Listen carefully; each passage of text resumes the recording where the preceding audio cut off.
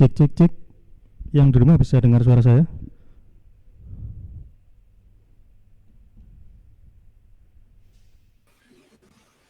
Bisa, Pak. Bisa ya? Ya baik.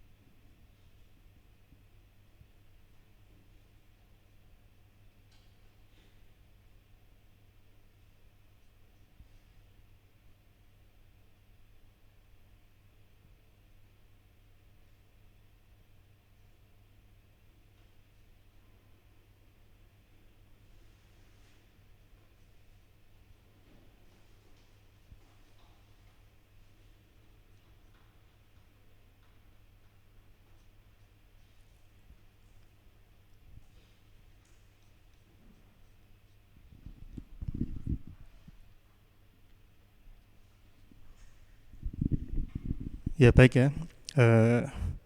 Mungkin kita mulai ya. Baik yang di kelas maupun yang di rumah. Selamat sore. Assalamualaikum warahmatullahi wabarakatuh. Ya. Waalaikumsalam warahmatullahi wabarakatuh. Baik. Alhamdulillah pada sore hari ini kita bisa kembali berkumpul ya di sini dalam perkuliahan hybrid ya untuk mata kuliah pemrograman web. Ya, jadi mungkin sebelumnya saya ingin mengucapkan selamat Hari Raya Idul Fitri ya bagi yang merayakan. Kemudian mohon maaf lahir dan batin ya, baik yang sengaja maupun yang tidak sengaja. Semoga kita senantiasa diberikan kesehatan. Jadi agenda kita untuk sore hari ini ya, kita masih ada satu materi yang perlu kita diskusikan atau kita bahas ya dalam perkuliahan ini. Jadi kalau saudara lihat di e-link ya, itu adalah informasi tentang kuliah pemrograman web ya. Itu ada pokok bahasan, HTML, CSS sudah ya, kemudian PHP sudah, form, cookie session sudah, OOP, MVC sudah, framework sudah, dan terakhir ada JavaScript ya. Dan kemarin sebelum lebaran kita sudah bahas yang JavaScript ya. Nah sekarang apa? Sekarang kita masih membahas tentang JavaScript ya, tapi yang lebih spesifik yaitu tentang ini ya, Ajax ya.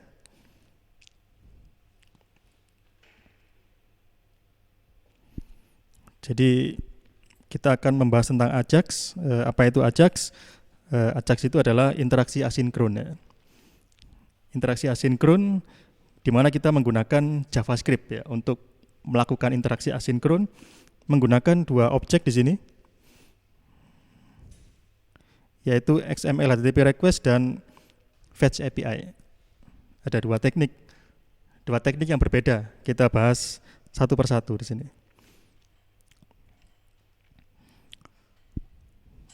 Jadi Ajax ya, bukan Ayak ya. Ayak itu apa? Ayak itu bola ya, Ayak Amsterdam.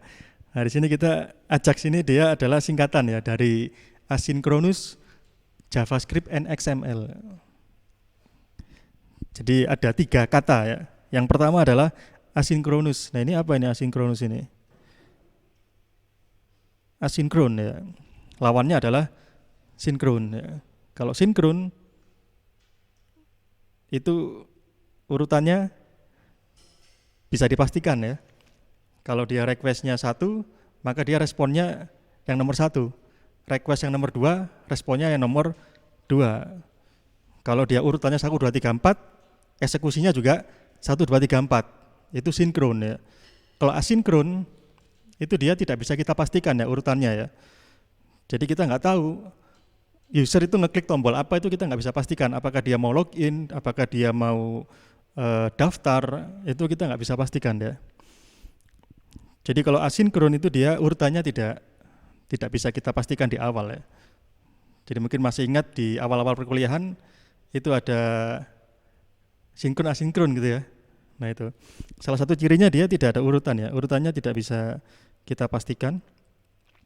Kemudian di sini yang kedua adalah JavaScript ya. Jadi kita menggunakan JavaScript dan XML. Walaupun pada prakteknya kita tidak menggunakan XML, tapi kita menggunakan apa?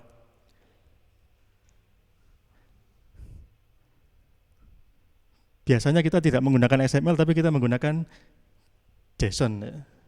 JSON. Ini sebenarnya apa ya? Ini XML atau JSON ini apanya? Itu adalah data ya. Mungkin saya sambil duduk aja.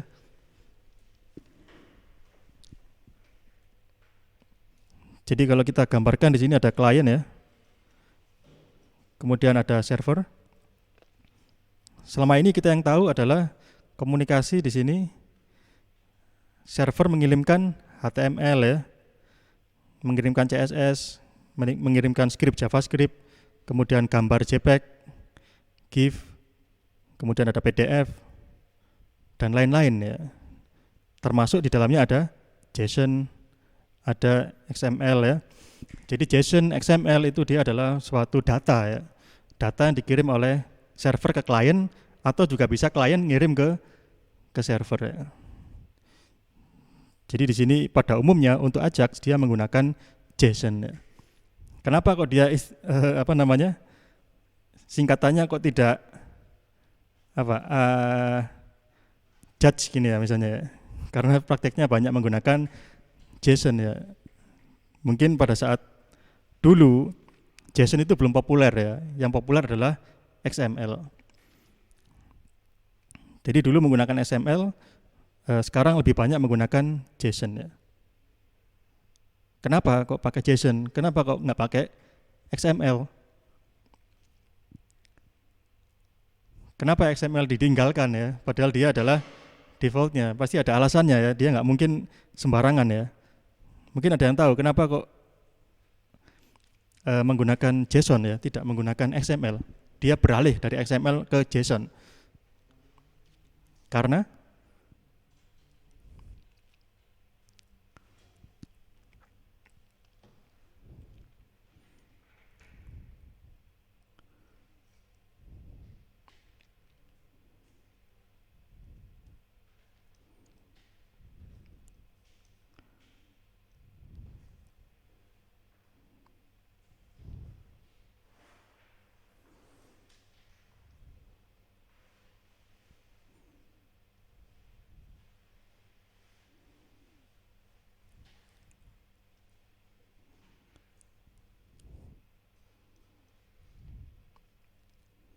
yang di kelas atau yang di rumah mungkin ada yang tahu alasannya kenapa ya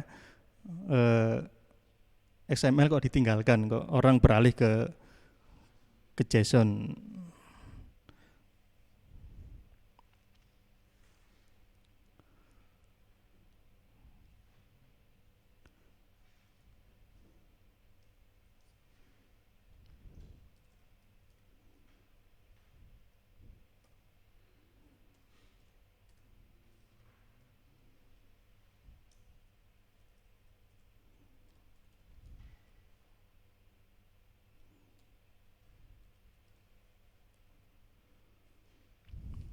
Nah ini contoh JSON ya, sudah lihat di layar itu contohnya JSON dia.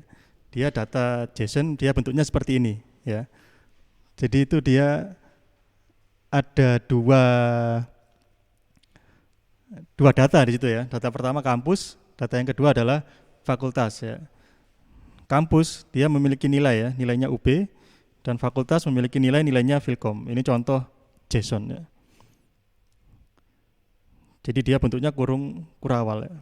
Tapi kalau XML itu dia mirip dengan HTML ya. Dia menggunakan tag pembuka dan tag penutup ya. Kurung siku itu ya. Markup dia. Jadi XML Extended Markup Language ya. Jadi kelebihannya apa JSON? JSON dia lebih simple ya. Dia lebih membutuhkan sedikit karakter dibandingkan dengan menggunakan XML ya. Ini kalau kita ubah menjadi XML, itu nanti dia jadi kampus ya. Kemudian nilainya UB, kemudian ada slash kampus. Kemudian setelah itu fakultas, isinya Filkom, kemudian slash fakultas ya. Seperti HTML, ada P/P, div/div gitu ya. Jadi kampus akan muncul 2 kali ya. Fakultas juga muncul 2 kali. Jadi datanya menjadi lebih besar ya. Kalau JSON dia lebih kecil datanya. Jadi lebih disuka ya menggunakan JSON dibandingkan XML. Dan itu akhirnya ya sekarang dia mayoritas menggunakan JSON karena dia lebih ringan ya. Lebih ringan, lebih simple.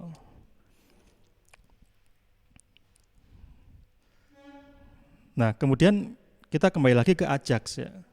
Sebenarnya apa itu Ajax? Kenapa ada Ajax ya? Jadi Ajax ini dia memungkinkan aplikasi web untuk melakukan request secara asinkron ya, pada background. Jadi 2 kata kunci di sini. Yang pertama dia requestnya jenisnya adalah asinkron ya.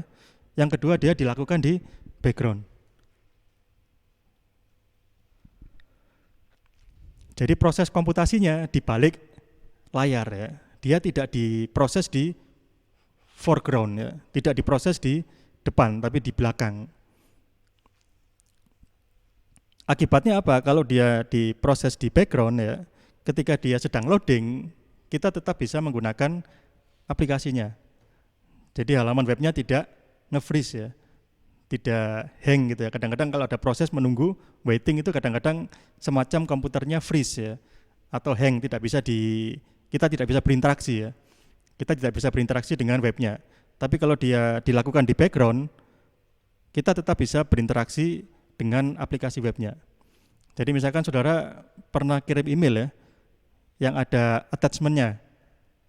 Itu kan ada progress bar-nya itu ya, 0 sampai 100% ya.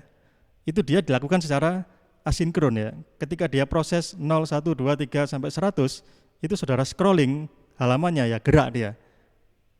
Karena dia jalannya di background proses uploadnya. Seandainya itu upload itu dikerjakan di depan atau di foreground proses, itu dia akan blocking ya. Jadi ketika proses uploadingnya belum selesai, itu kita nggak bisa scrolling halamannya akan semacam crash ya. Webnya itu akan diem aja, karena dia ngambil resource foreground ya. Tapi kalau dia resource-nya background, dia tidak ngeblok ya. Jadi dengan Ajax dia pasti menghasilkan aplikasi yang lebih UX-nya lebih bagus ya. Karena aplikasinya tidak ngeblok atau menghalangi user untuk berinteraksi selagi dia menunggu suatu proses. Jadi prosesnya ditaruh di belakang ya. Jadi dia asinkron, urutannya tidak ditentukan ya. Kemudian dia dilakukan di belakang. Itu dia Ajax ya. Bagaimana ini bisa diimplementasikan? Kuncinya ada 2 di sini. Yang pertama adalah XML HTTP request ya. Kemudian yang kedua adalah Fetch API. Jadi ada 2 teknik ya.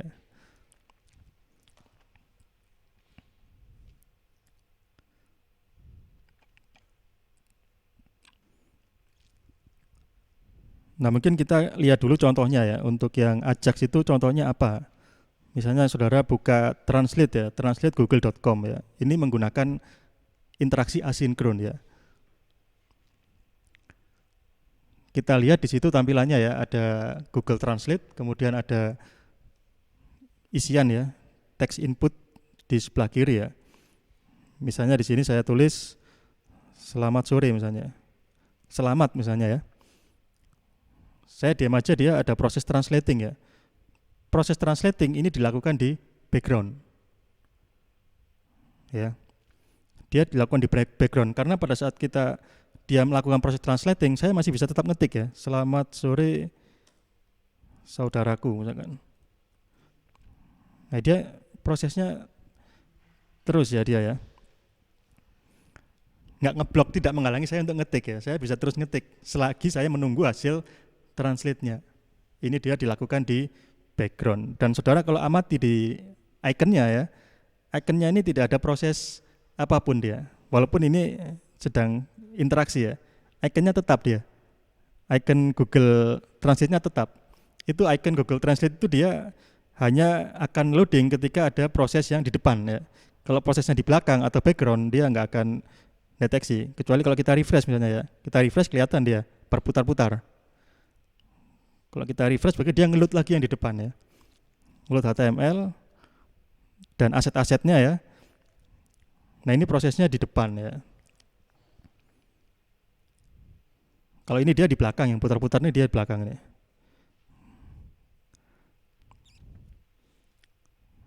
Jadi itu gambarannya ya. Proses yang asinkron dia tidak ngeblok user untuk berinteraksi. Nah ini kita lihat sekarang detailnya bagaimana dia bisa seperti itu ya. Prinsipnya sederhana ya. Jadi prinsipnya user berinteraksi dengan web ya. User berinteraksi dengan halaman web. Jadi di sini ada web page ya. Tadi saya ngetik, selamat sore saudaraku. Ketika saya mengetik, maka terjadi yang disebut dengan event. Ya, event. Jadi di sini ada event yang di-generate oleh web page ya. Jadi ada event itu ada mouse diklik ya, mouse di scroll, ada ngetik, itu adalah event. Jadi tadi terjadi event ya. Untuk contoh yang Google Translate tadi eventnya adalah on change mungkin ya. On change. Jadi dia elemen dari text area mengalami perubahan nilai. Jadi dia mengirimkan event on change. Ketika dia berubah nilainya, dia akan bereaksi ya. Coba kita lihat di sini ya. Kalau saya nggak ngapa-ngapain, sudah dia diam aja. Saya nggak ngetik, diam aja dia. Tapi saya delete satu, bereaksi dia. Saya delete lagi, bereaksi lagi dia ya. Saya delete, dia bereaksi. Jadi ada eventnya ketika terjadi perubahan nilai.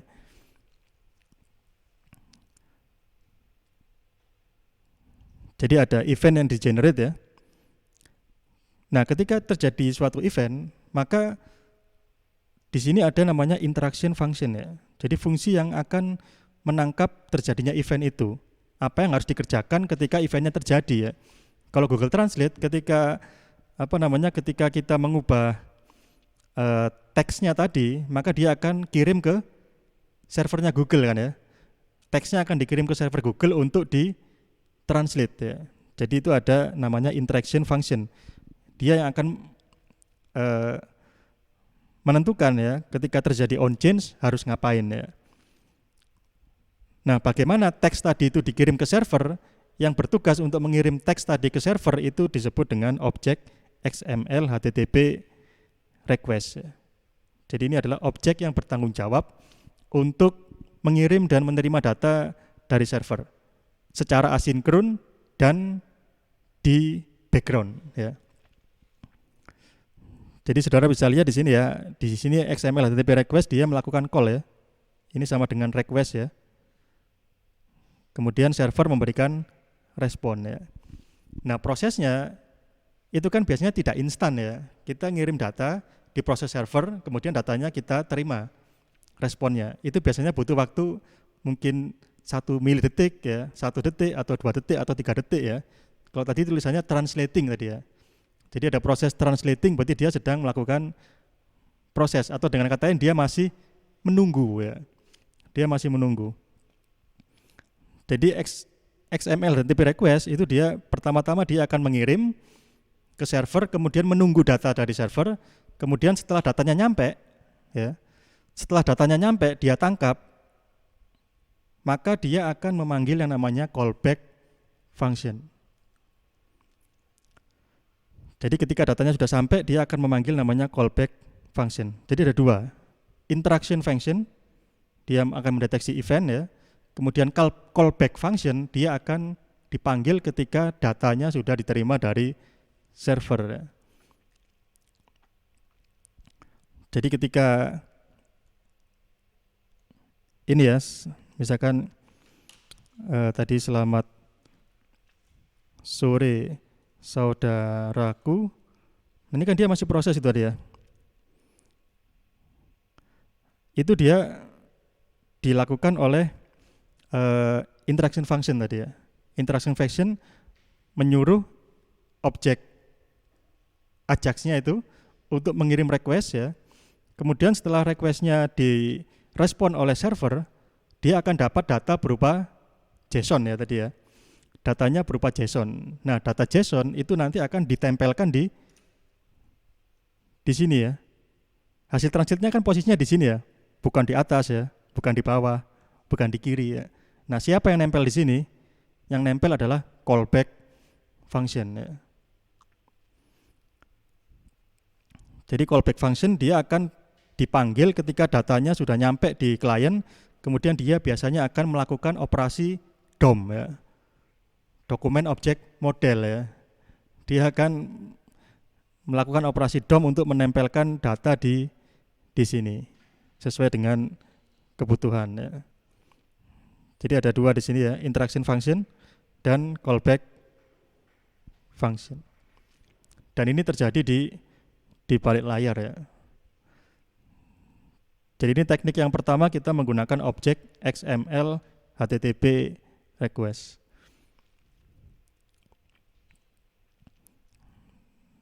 Sekarang kita lihat kelebihan dan kekurangannya ya. Jadi yang pertama, kelebihannya pasti dia menghasilkan antarmuka yang responsif ya, karena tidak blocking terhadap area di aplikasinya ya. Pengguna bisa tetap berinteraksi walaupun sedang terjadi proses ya. Kemudian penggunaan bandwidth menjadi lebih kecil ya, karena kita hanya perlu mengambil data yang kita perlukan ya. Kalau kita lihat di sini, kalau kita translate, yang berubah hanya teks areanya saja ya. Yang berubah hanya ini dan ini. Bagian yang lain tetap statis ya. Artinya trafficnya sangat rendah ya. Trafficnya rendah. Karena bandwidthnya kecil, otomatis kecepatannya akan meningkat ya. Kemudian mendukung asinkron, bisa juga mengurangi server hits ya, atau beban dari server dan beban dari jaringan. Ini kelebihannya. Kemudian kekurangannya, yang pertama adalah kompatibilitas web browser ya. Ini mungkin untuk browser-browser yang lama ya. Misalkan browser yang masih pakai Windows 98 gitu ya. Tapi sekarang kayaknya nggak ada ya pakai Windows 98.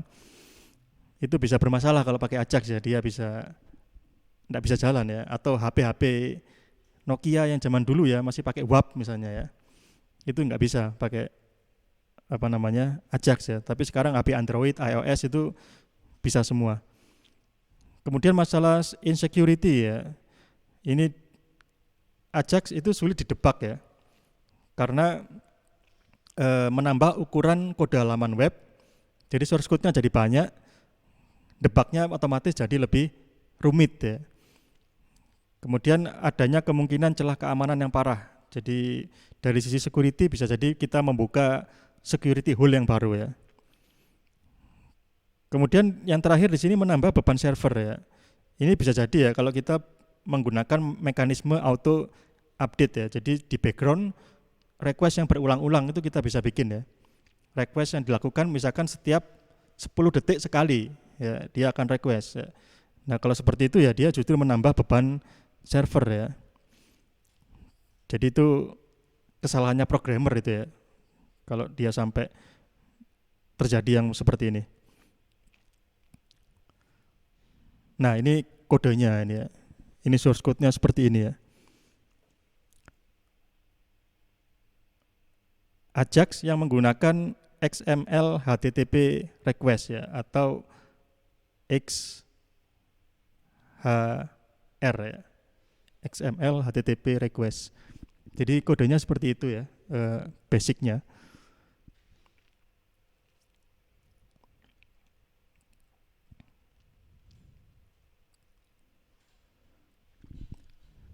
Jadi yang pertama tadi ya, kita akan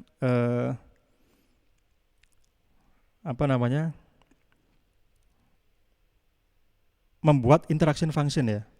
Interaction functionnya itu ini ya. ambil data XHR ini.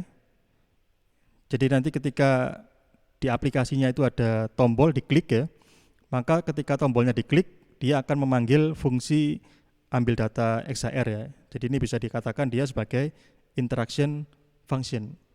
Jadi fungsi yang dipanggil ketika berinteraksi dengan user ya. User ngeklik maka dia panggil fungsi ambil data XHR.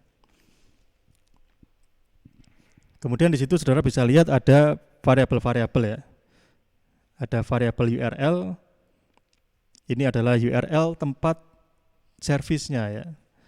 Web service yang menyediakan layanan JSON-nya. Di sini contohnya localhost ajax api.php. Kemudian yang kedua, di sini kita membuat sebuah objek baru ya. Objek barunya apa di sini? Ini adalah new XML HTTP request. Jadi kita membuat objek XHR ya. Karena dari objek XHR itu kita bisa melakukan request dari background. Jadi di sini kalau kita gambarkan ya, di sini ada web browser. Di dalamnya ada XHR, dia melakukan request ke server ya. Dan ini dia sifatnya asinkron dan di background ya. Itu XHR yang bisa melakukan itu. Jadi kita bikin objeknya di sini ya. New XML HTTP request. Kita simpan sebagai variabel namanya XHR.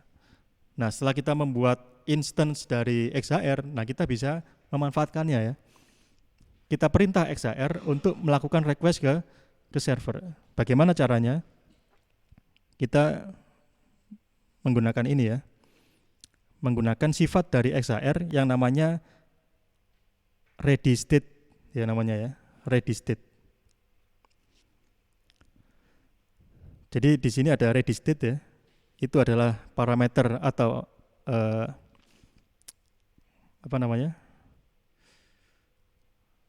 atribut ya, atribut dari objek XML HTTP request ya. Jadi ready state ini dia berupa integer ya. Ada yang nilainya 0, ada nilainya 1, 2, 3, dan 4 ya.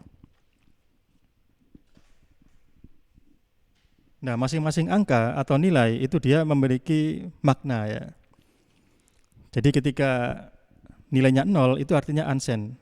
Jadi ketika kita baru membuat objek XHR, maka ini nilainya masih 0 ini ya, kemungkinan ya. Dia nilainya masih 0. Dia masih nggak ngapa-ngapain dia. Kemudian dia akan berubah menjadi 1 ya. Kapan dia berubah menjadi 1? Ketika kita memanggil fungsi open atau metode open. Di mana itu? Kalau di kode ini kita bisa lihat di baris yang ini ya. Di bawah ini ada xhr.open ya. Ini dia berubah menjadi 1 ya. On ready state-nya ya. Ready state-nya berubah menjadi 1. Kemudian kapan dia berubah menjadi 2? Dia menjadi 2 ketika kita memanggil metode send ya. Kita bisa lihat di kode bawahnya ini ya. Ini. Nah, ini dia berubah menjadi 2 ya. Ready state-nya menjadi 2. Apa itu maksudnya di nomor 2? Header receive. Headernya sudah diterima. Jadi server kan ketika memberikan respon itu dia kan pertama-tama dia kirim headernya dulu, baru kirim body ya. Respon header, kemudian respon body. Ketika respon headernya sudah ditangkap oleh XHR, maka dia state-nya berubah menjadi 2 ya. Kemudian setelah itu berikutnya setelah header masuk adalah body ya. Body dari respon ya. Nah, ketika bodinya masuk, biasanya bodinya kan besar ukurannya ya. Nah, itu dia masuk ke state berikutnya, loading ya. Jadi ketika headernya sudah dapat dan dia sedang mengambil body, maka dia state-nya loading. Dia ngedownload bodinya. Ya. Jadi dia mendownload dalam hal ini adalah response text ya. Jadi kalau yang contoh tadi, yang ini dia download itu ya, kampus UB dan fakultas Filkom itu sedang di-download, itu bodinya ya. Nah, setelah bodinya habis, sudah di-download semuanya, maka ready state-nya berubah lagi dia. XHR-nya berubah menjadi 4. Artinya dia done ya. Jadi operation-nya sudah komplit. Jadi dia berubah-ubah state-nya ya. State 0 sampai dengan 4. Nah, setiap kali dia berubah state-nya, kita bisa mendeteksi perubahan itu ya. Kita mendeteksinya dari mana? Kita menggunakan fungsi ini, on ready state change ya. Jadi dia semacam listener ya. Nggak ada bedanya dengan on click ya, on change. Kalau ini dia on ready state change ya. Jadi ketika XHR-nya berubah state-nya, entah itu dari 0 ke 1, 1 ke 2, 2 ke 3, itu kita bisa mendengarkan, kita bisa listening ya. Nah, di sini kita mendengarkan perubahan-perubahan yang terjadi pada XHR ya. Kemudian ketika terjadi perubahan, kita di sini membuat suatu fungsi ya. Jadi perlu diingat ya, dalam JavaScript itu dia mendukung pemrograman fungsional ya. Dengan kata lain di sini fungsi dapat disimpan dalam suatu variabel ya. Kita lihat di sini fungsi disimpan dalam variabel. Jadi pada saat terjadi perubahan on ready state ya, kita panggil fungsinya di sini. Function ya, tapi di sini tidak ada namanya. Nah, function yang di sini ini adalah callback function sebenarnya dia. Ini adalah callback-nya. Kalau yang ini dia interaction function ya. Ini interaction function. Kalau yang ini dia callback function ya. Jadi ketika terjadi perubahan state dari 0 ke 1 atau 1 ke 2, 2 ke 3, 3 ke 4, setiap terjadi perubahan itu kita memanggil fungsi ini. Nah, isinya apa? Di sini kita lihat ya, if this.readyState ya, sama dengan 4, dan this.status sama dengan 200 ya. Jadi dia akan, kita hanya ingin membuat dia bereaksi ya. Fungsinya itu akan bereaksi ketika XHR-nya state-nya sama dengan 4 dan statusnya 200. Mungkin ada yang ingat status 200 itu apa artinya ya? Oke ya. Jadi resource-nya yang kita cari ada ya. Jadi responnya kita berhasil dapatkan ya. Kalau 404 berarti kita tidak ada ya, gagal ya, not found ya. Jadi kalau dia 200 artinya ada datanya, dan state-nya sudah 4 artinya datanya sudah selesai di download ya. Nah, ketika posisi itu kita bisa ngambil datanya ya. Karena datanya itu bentuknya JSON ya, maka yang pertama kita lakukan adalah melakukan parsing ya di sini ya. Kita parsing, kemudian data yang sudah kita parsing kita tempel ke lokasi yang kita inginkan ya. Di sini kita menggunakan operasi DOM ya. Jadi untuk yang kampus ya, kita taruh di dokumen getElementById kampus. Untuk yang fakultas kita taruh di dokumen getElementById fakultas ya. Kemudian kita masukkan datanya di sini, inner HTML ya. Kita set berdasarkan data yang kita dapat dari hasil parsing pada JSON ya. Jadi prinsipnya hanya seperti itu ya. Ini agak ribet ya untuk yang XHR ini. Karena prosesnya kita harus open dulu ya. Kita bikin dulu ya pertama, kemudian kita open, kemudian kita send, kemudian kita dengarkan di sini ya. Setelah kita dengarkan kita panggil callback function-nya. Nah, itu agak ribet ya. Karena ini masih mode manual ya. Alternatif lain, kita bisa menggunakan namanya Fetch API ya. Ini versi lebih modern lagi. Dia didukung oleh JavaScript yang versi-versi yang terbaru ya. Kalau versi lama belum ada. Kita bisa lihat di sini ya, Fetch API. Di sini ada fungsinya namanya ambil data fetch ya. Nah, kita melakukan fetching ya ke alamat URL ini. Kemudian setelah itu kita panggil promise ya ini ya. Then ini responnya, kemudian respond.json ya. Kemudian then lagi data, otomatis nanti dia melakukan parsing terhadap JSON-nya ya. Datanya otomatis sudah diparsing sehingga kita hanya perlu langsung kita tempel di elemen yang kita inginkan ya. Di sini kita tempel di ID kampus dan ID fakultas. Kemudian kita set inner HTML-nya, yang kampus kita masukkan di objek kampus dan fakultas kita masukkan di objek fakultas. Ya. Jadi ini terlihat lebih sederhana ya untuk yang menggunakan Fetch API. Kita tidak perlu mengecek apakah dia statusnya 200 atau 404. Kita nggak perlu cek ready state-nya apakah 0, 1, 2, 3, 4 ya. Itu semua sudah dihilangkan ya, sudah disembunyikan di balik layar ya dengan menggunakan Fetch API ya. Jadi kalau yang aplikasi yang modern biasanya menggunakan yang Fetch API karena dia juga lebih secure mungkin ya dibandingkan dengan yang ini, yang mode yang lebih low level ya. Kita lebih manual di sini. Kalau ini dia lebih otomatis ya.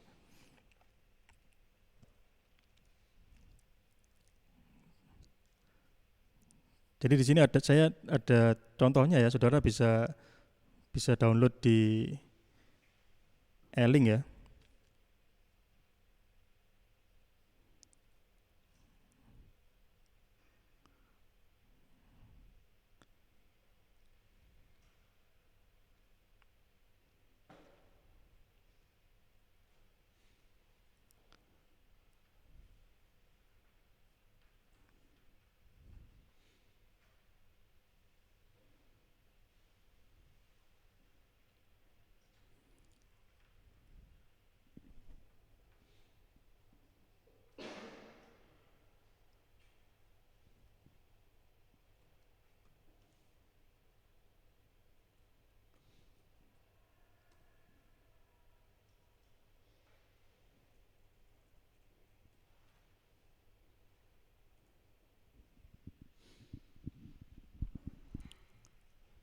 Jadi aplikasinya seperti ini ya, dia aplikasinya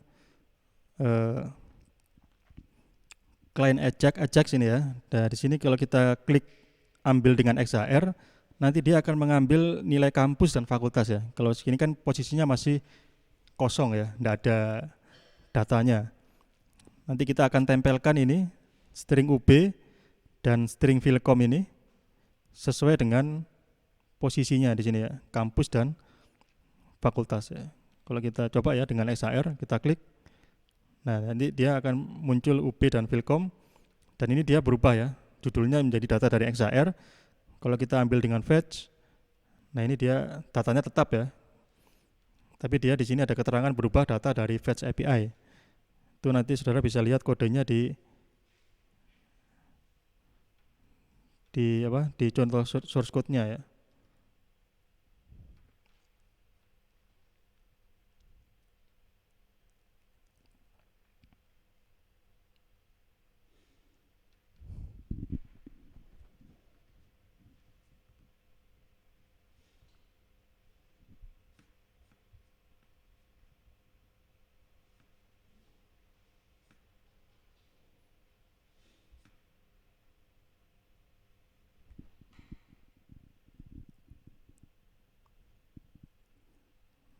Ya jadi seperti ini ya, di dalam source code-nya di situ ada 2 tombol kan ya, ada 2 tombol tadi.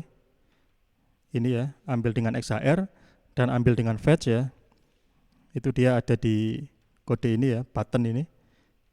Ambil dengan XHR dan ambil dengan Fetch ya. Nah, ketika dia diklik ya, on click, maka dia memanggil fungsi ambil dengan XHR dan yang satunya dia ambil dengan Fetch gitu ya. Jadi mana yang diklik maka fungsinya yang dipanggil sesuai dengan yang didefinisikan. Jadi untuk yang XHR yang ini, kemudian yang Fetch yang ini ya.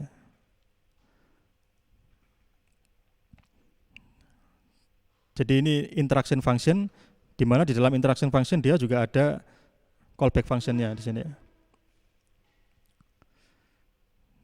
Jadi silakan saudara bisa coba ya bereksperimen di kodenya ya, di komputer masing-masing. Kemudian ada satu lagi tentang Ajax yaitu course ya. Yang terakhir ya, course. CORS itu apa? Cross Origin Resource Sharing ya. Jadi setiap kali kalau kita melakukan request ya ke ke server ya, itu dia ada originnya ya. Kalau saudara buka Twitter misalnya ya, Twitternya Philcom ya, Twitternya Philcom, di situ ada link pengumuman atau berita ya. Setiap tweetnya itu ada berita, saudara klik dari situ, nanti dia linknya itu akan mengarah ke websitenya Philcom ya. Dari Twitter, saudara klik masuk ke webnya Philcom. Oleh Philcom itu bisa dia deteksi bahwa ini dia originnya berasal dari Twitter. Tapi kalau saudara ngekliknya dari websitenya Philcom langsung, berarti dia originnya dari Philcom ya. Dari Philcom ke Philcom. Bisa dari Twitter ke Philcom. Bisa dari Instagram ke Philcom ya. Itu ada origin ya, namanya origin. Kalau dia requestnya biasa, sinkron ya, tidak masalah ya. Tapi kalau requestnya asinkron yang ada di background atau request Ajax, itu jadi masalah ya. Masalahnya adalah cross origin resource sharing. Artinya kalau dalam Ajax itu defaultnya dia tidak boleh ya. Twitter akses Philcom menggunakan Ajax itu akan diblokir oleh Philcom. Tidak mau dia, tidak akan tampil ya. Kalau diambilnya dengan Ajax ya. Tapi kalau request biasa boleh ya. Jadi defaultnya seperti itu ya. Origin yang berbeda itu tidak diizinkan untuk mengambil data dari data dengan Ajax ya. Coba kalau kita coba ya di sini ya. Ini karena servernya hanya satu, saya coba demokan dengan menggunakan file system ya. Jadi klien ini kan HTML ya. Ini bisa kita jalankan langsung dengan double klik ya. Kalau saudara double klik, nanti dia sama ya tampilannya ya. Bedanya apa di sini? Ini dan ini di refresh ya. Nah, ini kembali kosong ya, sama-sama Ajax client ya. Bedanya apa ini? Yang satunya dia di localhost ya, dia dilayani oleh server, sehingga di sini muncul ikonnya XAMPP ya. Tapi kalau yang di sini dia tidak dilayani server ya, dia langsung dibuka dari file system, sehingga di sini alamatnya jadi C ya. Jadi kita buka dari file system. Kalau kita klik ini, fungsi-fungsi yang ini ya, tombol-tombol ini, kalau kita klik dia akan melakukan request dari background ya. Kalau request dari background pasti ada CORS-nya, dia akan mengalami CORS ya. Coba kita klik ya. Nah ini sudah diklik ya. Macet ya. Yang Fetch API juga nggak mau ya. Tapi kalau kita lihat dari sini, yang localhost menuju localhost, SAR-nya jalan ya. Fetch-nya juga jalan, nggak ada masalah ini. Karena dia originnya dari localhost menuju ke localhost. Kalau yang ini dari file system menuju ke localhost itu enggak boleh ya. Defaultnya enggak boleh. Kita bisa lihat di developer tools ya, di bagian konsol.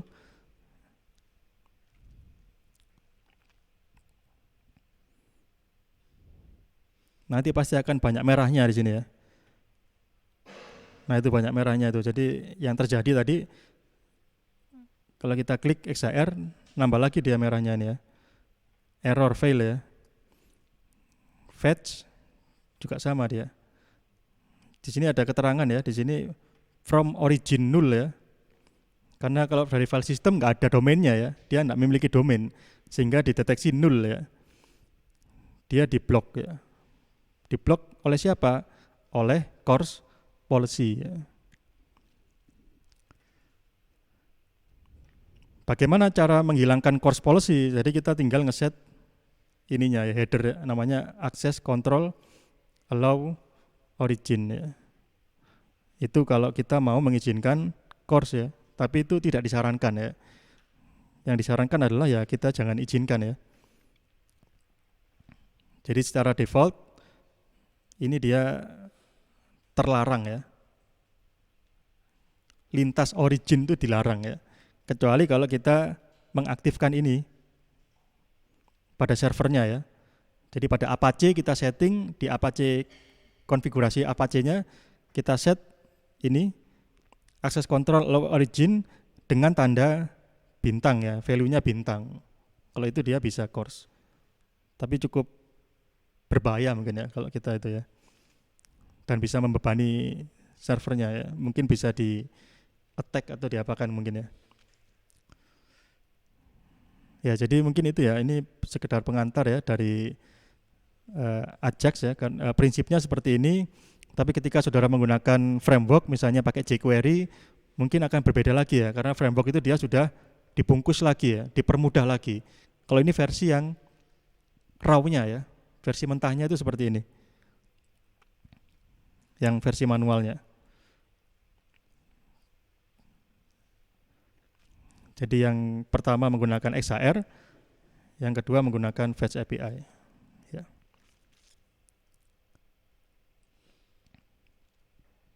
Ya, mungkin sampai di sini ada yang ditanyakan, silakan.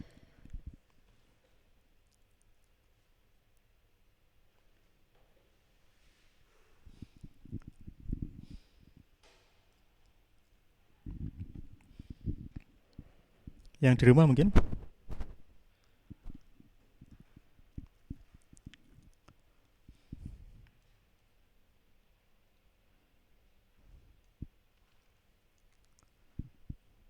Jadi untuk materinya sudah selesai semua ya untuk PemBab ini.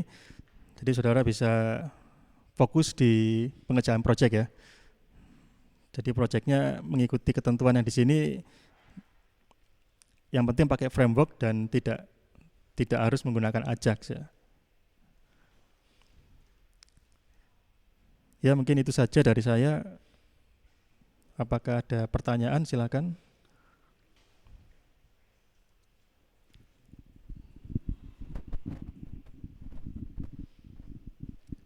Ya, sepertinya tidak ada ya. Jadi kalau tidak ada mungkin itu saja. Saya akhiri. Selamat sore. Wassalamualaikum warahmatullahi wabarakatuh.